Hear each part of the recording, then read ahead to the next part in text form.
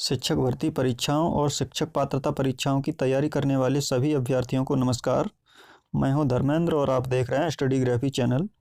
साथियों, आज हम पढ़ रहे हैं हिंदी भाषा और शिक्षा शास्त्र के कुल 30 प्रश्न आज हम पढ़ेंगे। जिस प्रकार से ये परीक्षा में पूछे जाते हैं उसी प्रकार से हमने ये मॉडल पेपर बनाया है। इसमें भी हम कुल 30 प्रश्न पढ़ेंगे। इसमें पहला भाग है भाषाई समझ और अवबोध का, जिसमें गद्यांश और पद्यांश के कुल 15 प्रश्न पूछे जाते हैं। और इसी प्रकार भाषाई विकास हेतु निर्धारित शिक्षा शास्त्र भी 15 अंकों का पूछा जाता है। 15 प्रश्न पूछे जाते हैं। इस प्रकार कुल मिलाकर 30 प्रश्न पूछे जाते हैं।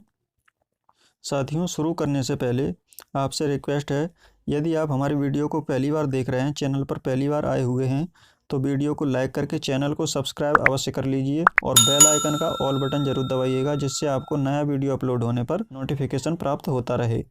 साथियों, इस मॉडल पेपर से पूर्व 3 मॉडल पेपर ऑलरेडी अपलोड किए जा चुके हैं। जिसे आपने नहीं देखे हैं तो चैनल पर जाकर प्लेलिस्ट में आप देख लीजिए। इसके अलावा हम वीडियो के डिस्क्रिप्शन में प्लेलिस्ट दे देंगे, वहां से आप जाकर देख सकते हैं। और साथियों, हमारे फेसबुक पेज को भी फॉलो कर लीजिए, जिससे आपको वहां पर नए नए वीडियो उपलब्ध कराते रहते हैं, वहां से भी आप पढ़ सकते हैं। तो चलिए शुरू करते हैं आज का मॉडल पेपर। इसमें निर्देश दिया हुआ प्रश्न क्रमांक 1 से 7 तक। निम्नलिखित काव्यांश को पढ़कर नीचे लिखे प्रश्नों के सही विकल्प चुनकर उत्तर दीजिए। प्रश्न 1 से लेकर 7 तक प्रश्नों के उत्तर देना है। काव्यांश है, काव्यांश लिखा हुआ है, सच हम नहीं सच तुम नहीं। सच है महज संघर्ष ही, संघर्ष से हटकर जिए तो क्या जिए, हम या कि तुम। जो नत हुआ वह मृत हुआ, ज्यों व्रंत से झरकर कुसुम। जो लक्ष्य भूल कर रुका नहीं, जो हार देख झुका नहीं। जिसने प्रणय पाथे माना जीत उसी की रही। सच हम नहीं सच तुम नहीं। ऐसा करो जिससे न प्राणों में कहीं जड़ता रहे।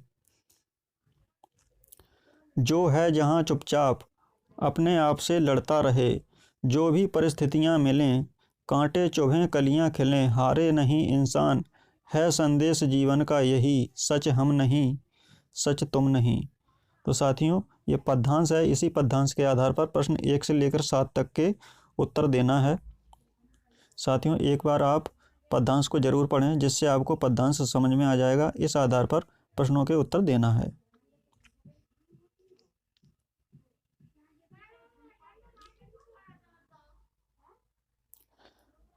प्रश्न क्रमांक 1, कवि ने किसको सच माना है? ऑप्शन ए संघर्ष को, ऑप्शन बी सबको, ऑप्शन सी ईश्वर को, ऑप्शन डी मानव को। साथियों, इसमें आबा सादा लिखा है, इसे हम ABCD पढ़ रहे हैं। कवि ने संघर्ष को सच माना है, तो प्रश्न 1 का सही आंसर है संघर्ष। अगला प्रश्न 2, कवि के अनुसार जीत किसकी होती है? ऑप्शन है ए शक्तिशाली की, बी प्रणय को पाथेय मानने वाले की, सी धनी व्यक्ति को, डी अभिमानी व्यक्ति की। तो इस प्रश्न का सही आंसर हो जाएगा ऑप्शन बी, प्रणय को पाथेय मानने वाले की जीत होती है। प्रश्न 3, फूलों के साथ चलने का तात्पर्य है। ऑप्शन ए खुशबूदार चीज़ों का साथ, बी बगीचे में विचरण करना, सी जंगल के रास्ते पर, डी सुविधाभोगी जीवन। प्रश्न 3 का सही आंसर है ऑप्शन डी, सुविधाभोगी जीवन। फूलों के साथ चलने का तात्पर्य है सुविधाभोगी जीवन। अगला प्रश्न पढ़ते हैं। अगला प्रश्न है चौथा, कांटे और कलियां किसके प्रतीक हैं?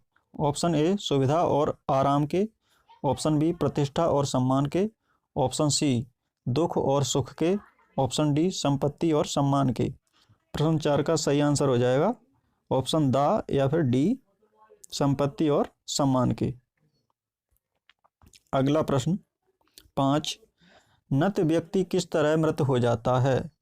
नत व्यक्ति किस प्रकार मृत हो जाता है? ऑप्शन ए जैसे वृक्ष से गिरकर फल, ऑप्शन बी जैसे व्रंत से झरकर कुसुम, ऑप्शन सी जैसे छत से गिरकर मनुष्य, ऑप्शन डी जैसे लक्ष्य से भटका मनुष्य। प्रश्न 5, इसका सही आंसर होगा ऑप्शन बी, जैसे व्रंत से झरकर कुसुम। अगला प्रश्न पढ़ते हैं 6वां, किससे लड़ने की प्रेरणा कवि दे रहे हैं?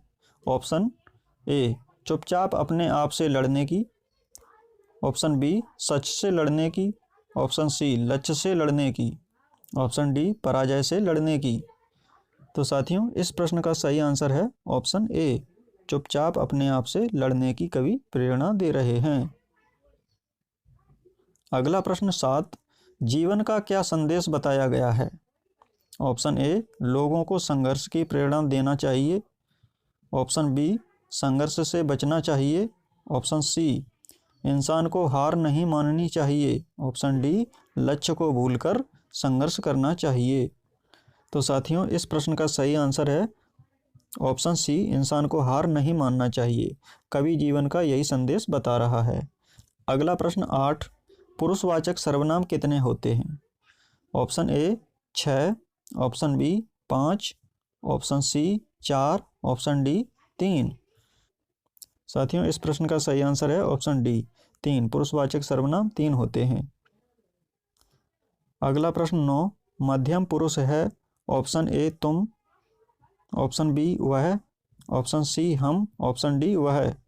इस प्रश्न का सही आंसर है ऑप्शन ए तुम, मध्यम पुरुष होता है। अगला प्रश्न पढ़ते हैं। अगला प्रश्न 10, द्रव्यवाचक संज्ञा है। ऑप्शन ए लोहा, ऑप्शन बी लोभी, ऑप्शन सी स्वार्थी, ऑप्शन डी बुढ़ापा। साथियों इस प्रश्न का सही आंसर है ऑप्शन ए लोहा। लोहा एक द्रव्यवाचक संज्ञा होती है।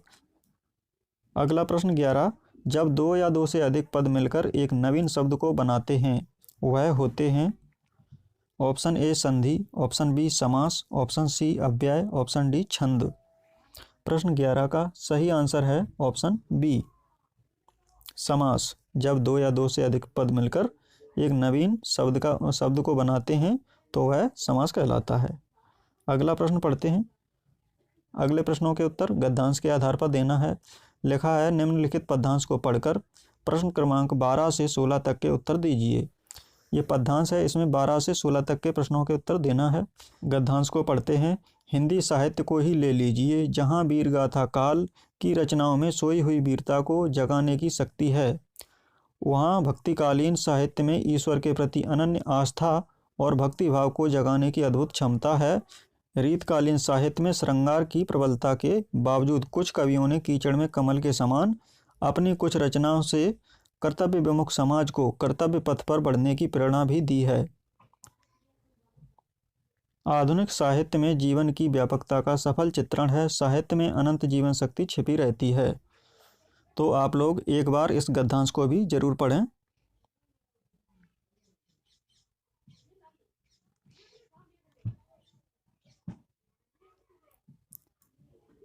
इस गद्यांश के आधार पर पहला प्रश्न है 12वां, वीरगाथा काल की रचनाओं का उद्देश्य क्या रहा है?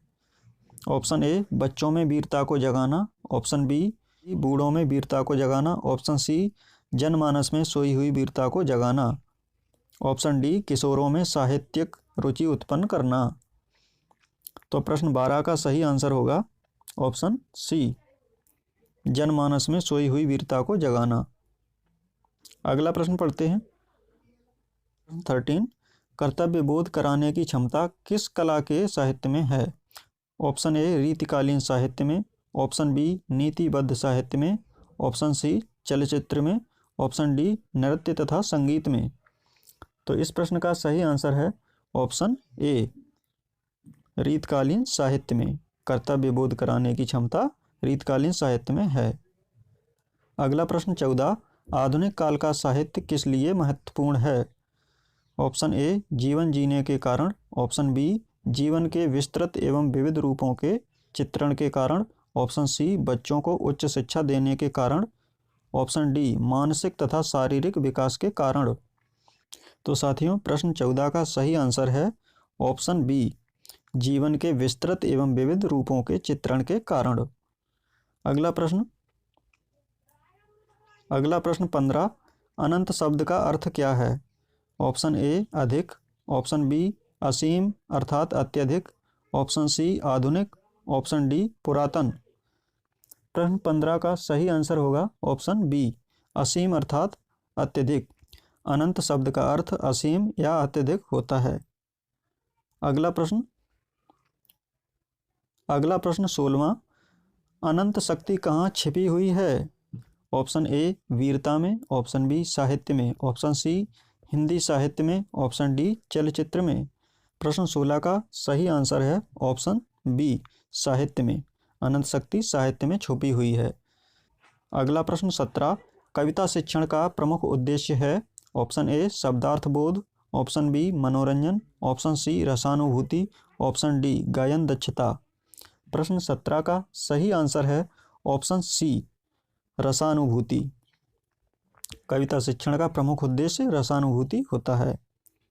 अगला प्रश्न 18, अनायास शब्द का विलोम है। ऑप्शन ए निराकार, ऑप्शन बी दुर्भाग्य, ऑप्शन सी शुभम, ऑप्शन डी कयास। तो साथियों यहाँ पर अनायास शब्द का विलोम शब्द बताना है, तो यहाँ पर अनायास शब्द का विलोम शब्द होगा कयास। अगला प्रश्न 19, आग और पानी में कूदना मुहावरे का अर्थ है। ऑप्शन ए उखाड़ होना, ऑप्शन बी खतरे उठाना, ऑप्शन सी अत्यंत प्रिय, ऑप्शन डी एकमात्र सहारा। तो साथियों प्रश्न 19 का सही आंसर है ऑप्शन बी खतरे उठाना। आग और पानी में कूदने मुहावरे का अर्थ है खतरे उठाना।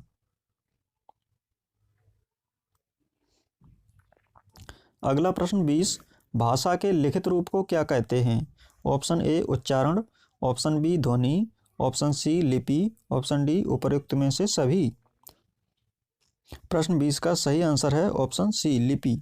भाषा के लिखित रूप को लिपि कहते हैं।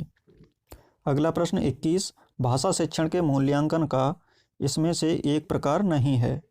ऑप्शन ए सस्वर वाचन, ऑप्शन बी श्रुति लेख, ऑप्शन सी मौखिक परीक्षा, ऑप्शन डी प्रश्नोत्तर और साक्षात्कार। प्रश्न 21 का सही आंसर है ऑप्शन डी प्रश्नोत्तर और साक्षात्कार। अगला प्रश्न 22, निम्नलिखित में से सृजनात्मकता का संबंध होता है। ऑप्शन ए व्यक्तित्व परीक्षण, ऑप्शन बी व्यक्तित्व विशिष्टता, ऑप्शन सी मौलिकता, ऑप्शन डी कार्य संपन्नता। प्रश्न 22 का सही आंसर है ऑप्शन सी मौलिकता। सृजनात्मकता का संबंध मौलिकता से होता है। प्रश्न 23, अच्छी लिखावट का किस प्रकार का कौशल आवश्यक है। ऑप्शन ए श्रवण, ऑप्शन बी वाचन, ऑप्शन सी भाषण, ऑप्शन डी लेखन। प्रश्न 23 का सही आंसर है लेखन। लेखन ही अच्छी लिखावट का कौशल आवश्यक है। अगला प्रश्न 24, अवधान भंग होने का मुख्य कारण क्या होता है। ऑप्शन ए अनुपयुक्त शिक्षण विधि, ऑप्शन बी विषय की नीरसता, ऑप्शन सी विषयांतर्गत, ऑप्शन डी झगड़ा। प्रश्न 24 का सही आंसर है ऑप्शन ए अनुपयुक्त शिक्षण विधि। तो साथियों इस प्रश्न में अवधान भंग होने का मुख्य कारण पूछा है, तो मुख्य कारण होता है अनुपयुक्त शिक्षण विधि। ऑप्शन ए इसका सही है। अगला प्रश्न 25, सोना धातु के पर्यायवाची शब्द कौन से हैं।